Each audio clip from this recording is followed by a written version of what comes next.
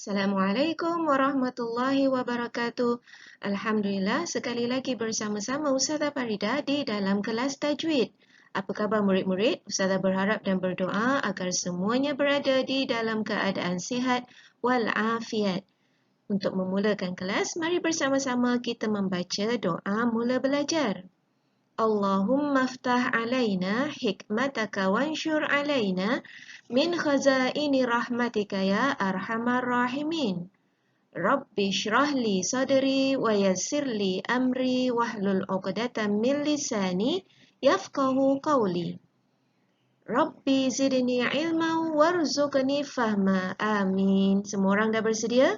Jom kita mulakan pelajaran. Murid-murid, kita masih di dalam tajuk tanda wakaf. Wakaf bermakna pemberhentian ataupun tempat berhenti. Di dalam Al-Quran Rasam Uthmani ada 6 tanda wakaf yang akan kita pelajari.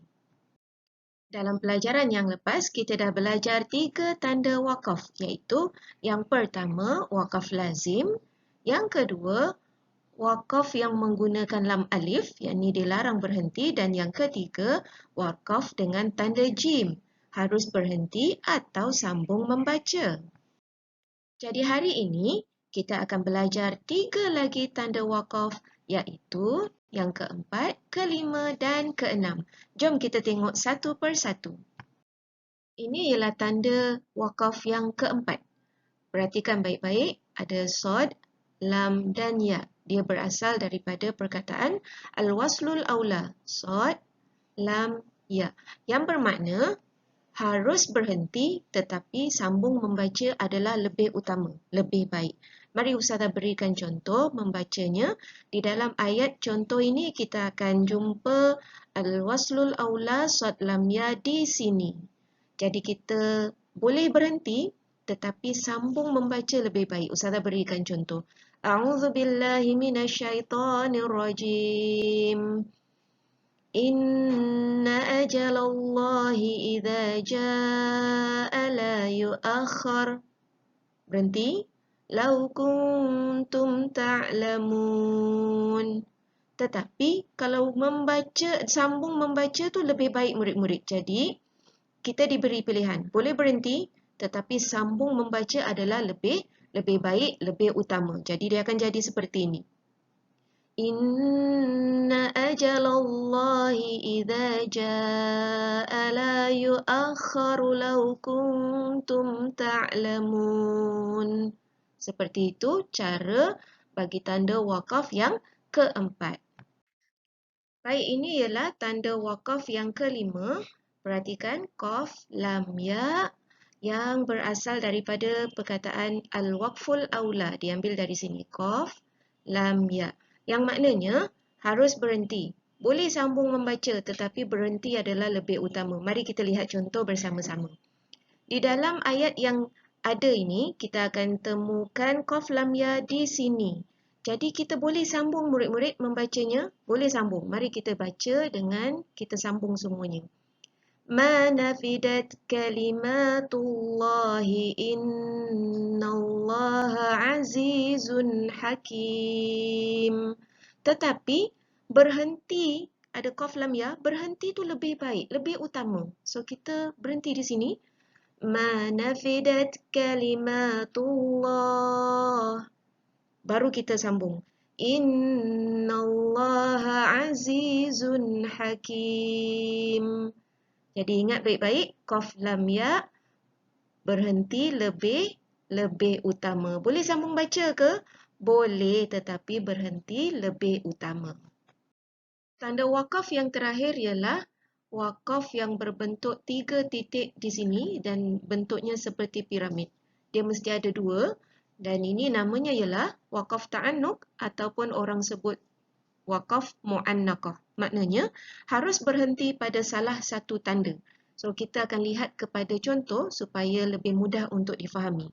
Satu tanda berada di sini dan satu lagi tanda akan berada di sini. Kena berhenti pada salah satu tanda. Sama ada berhenti di sini ataupun berhenti di sini. Maknanya kalau kita berhenti di sini, yang ini kita kena sambung. Tapi kalau kita berhenti di sini, yang ini kita kena sambung. Jom kita buat satu persatu tu. Ustazah akan mula baca daripada wa dan kita naikkan sedikit petak ni supaya mudah untuk kita baca. Kita akan berhenti dulu. Jadi bacaannya seperti ini. Wa'adi wa thamud. Berhenti. Okay, maknanya baca dari depan. Kemudian kita berhenti di sini. Barulah masuk sambungannya. Walladzina min ba'dihim la ya'lamuhum illallah. Tapi kalau kita sambung di sini, kita kena berhenti di sini. Mari Ustazah beri contoh. وعاد وثمود والذين من بعدهم. Kena berhenti. La ya'lamuhum illallah. Jadi begitu caranya apabila bertemu dengan wakaf ta'annuq yang berbentuk 3 titik ni dan bentuknya seperti piramid, maka harus berhenti pada salah satu tanda sahaja. Kesimpulannya murid-murid, kita kenalah sentiasa peka dengan tanda-tanda yang ada terutama di dalam membaca Al-Quran supaya keselamatan bacaan kita terjaga. Jadi jom sekarang kita buat sedikit latihan. Baik murid-murid, kita ada lampu isyarat di sini. Merah bermakna berhenti, hijau silakan jalan dan kuning sila bersedia untuk berhenti. Jadi latihan kita ialah pilih tanda wakaf yang betul. Soalan pertama, harus berhenti tapi sambung membaca lebih utama. Mana satu tandanya? Jadi nanti murid-murid pilih jawapannya A atau B atau C. Tuliskan nama dan jawapan murid-murid di dalam ruangan komen di bawah. Soalan kedua, harus berhenti atau sambung membaca. Tengok baik-baik ya tandanya. Soalan yang ketiga, harus berhenti pada salah satu tanda. Yang mana satu tandanya ya? Dan soalan terakhir murid-murid, harus sambung membaca tetapi berhenti lebih utama. Jadi jangan lupa tuliskan nama dan jawapan di dalam ruangan komen di bawah. Alhamdulillah selesai sudah pelajaran kita pada hari ini. Ustazah berharap agar kita dapat fahami pelajaran yang kita belajar iaitu tentang tanda wakaf supaya kita dapat membaca Al-Quran dengan lebih baik. Sebelum berpisah, mari bersama-sama kita membaca tasbih kafarah. Subhanakallahumma wa bihamdika asyhadu an la ilaha illa anta astaghfiruka wa atubu ilaik. Sampai kita bertemu pada masa akan datang murid-murid, insya-Allah. Jaga diri, jaga kesihatan dan jangan lupa mengaji. Assalamualaikum warahmatullahi wabarakatuh. Bye.